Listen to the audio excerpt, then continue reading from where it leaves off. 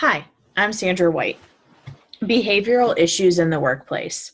That's that's a lot of loaded conversation to have there. We're going to deal with one specific conflict example in today's discussion. So the introduction of this case is a single employee causing conflict through a team of about 20 people. The areas that this individual is affecting is they're making assumptions, and most importantly, inaccurate assumptions. They're stating they're being discriminated against, that they're not being treated the same as other employees. They are holding on to past things that happened. They'll bring up examples of, well, 2 years ago this happened, and so this is why I'm reacting this way. And they feel like they must be in the know for everything, that nothing can happen in the department or on their team without their involvement.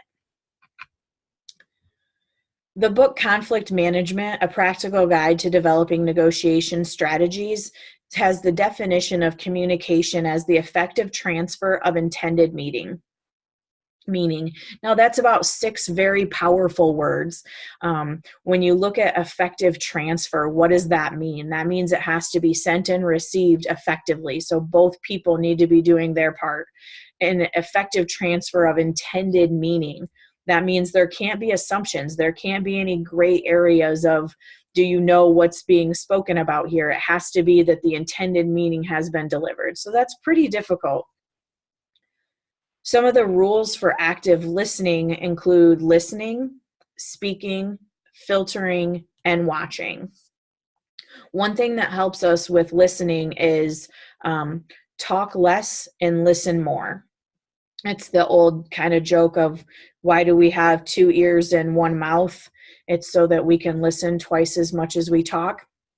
And that's pretty common. We all need to kind of take a break and do that more often. Some of the other things that can help us with listening is not to stop the listener before they're done talking. Don't interrupt them. Let them finish their conversation. Don't stop listening before they're done talking. Listen to the duration of what has to be said. And don't stop listening because you think you know what the other person's going to say, or because you're already preparing your response. So when those things happen as the listener, if you're preparing your response or you think you already know what they're going to say, your ears kind of turn off in a sense, and you get more into the, I got to remember this, and you stop hearing what they're saying. The other part of communication that makes it very effective in the transferring process is the asking questions. So don't assume that you know the answer. Ask the question. It's also the old saying of, there's no dumb question. So making sure that you're asking questions, you're getting the answers, you're filling in any gaps so that you're not making any assumptions. So your meaning, your intended meaning is being delivered. With conflict management in this scenario of this single employee, to try to alleviate the conflict happening in the workplace, this employee, 1, needed to be told that there was a problem, and that 2, a plan was being put into place that had requirements, had action. So the plan that was made was called an action plan. In that action plan, it was spelled out clearly the history of the behavioral issues, the history of holding on to things, the history of always playing the victim, and the history of finding people to always target. So there was about 10 years of performance appraisals that were evaluated that showed all of these common themes in every performance appraisal, and that things weren't being acted on. The employee wasn't making a change. And it's very daunting on a department to have one person dictating, everybody else walking on eggshells. So some requirements that were put into place with this action plan is the employee must control their anger and frustration. Not to say that people don't get angry and don't get frustrated, but we have to learn how to control that and how to not have it turn into outbursts. They also have to adhere to management decisions that have been made. It's not a matter of you can continue to do things the way you want because you want to.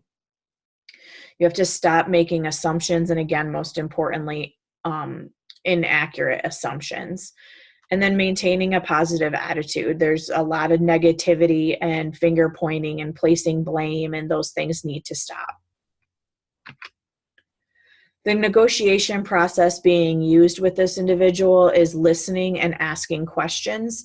So those are some of the main tactics being used. Asking questions: why are these things happening? Why do you feel this way?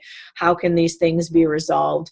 And listening to the answers to see where we can go with it. There's got to be key points that can be pulled out and help out with the process.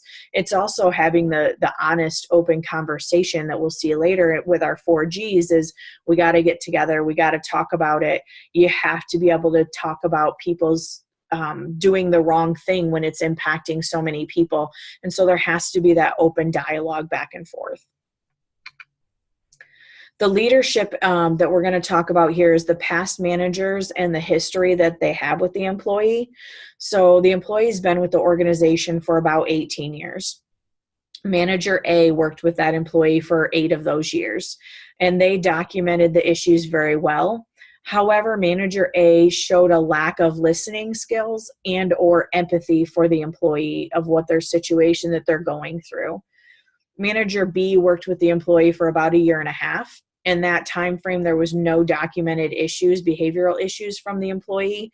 So the employee feels like in that, that 1.5 years, they were doing really good. What also happened is Manager B seemed to always agree with the employee. They were active listening, and in some cases overactive listening. They were saying, yep, I get it, I agree, I understand. And the employee took that as an agreement that something was wrong versus I'm hearing what you're saying. Manager C documents the issues, uses historical data to support the lack of change, listens, shows empathies, asks questions, and challenges the employee. The ethical, Christ-centered worldview in this is the 4Gs. Again, we're going higher. We're asking how I can please God in this situation. How can we as the manager make sure that I'm doing the right thing? Getting real. How can I own my part of this conflict? So that's how can the manager own it? How can the employee own it? Gently engage. God calls you to go and talk to others if their sins are serious. Like we talked about just a few minutes ago, the sins are serious enough. This needs to be brought to the attention of the employee.